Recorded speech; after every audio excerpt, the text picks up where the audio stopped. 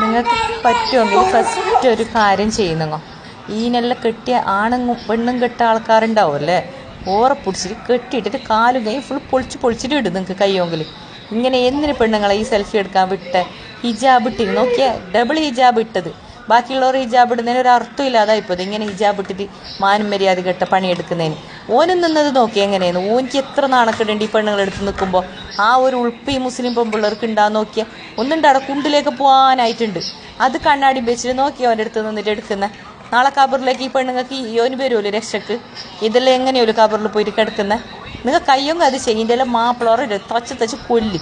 ഇങ്ങനത്തെ പെണ്ണുങ്ങളെ നിങ്ങൾ ഇങ്ങനെ അയിഞ്ഞാടാൻ വേണ്ടിയിട്ട് ആണെന്ന് പറഞ്ഞിട്ട് ജീവിക്കേണ്ട അറിഞ്ഞിട്ട് എല്ലാവർക്കും നാണക്കേട്. ഇത് ഞങ്ങളെ പെണ്ണുങ്ങൾക്കും നാണക്കേട്, നിങ്ങൾ ആണെന്ന് പറഞ്ഞിട്ട് നടക്കുന്നത് നിങ്ങൾക്കും നാണക്കേട്. കയ്യൊന്നും അത് ചെയ്യുന്നോ ഇനി ചെയ്യണ്ട. ഇങ്ങനെ ഒരാളെ ഇനി ചെയ്യാൻ പാടില്ല, അങ്ങനെ ചെയ്യണേ.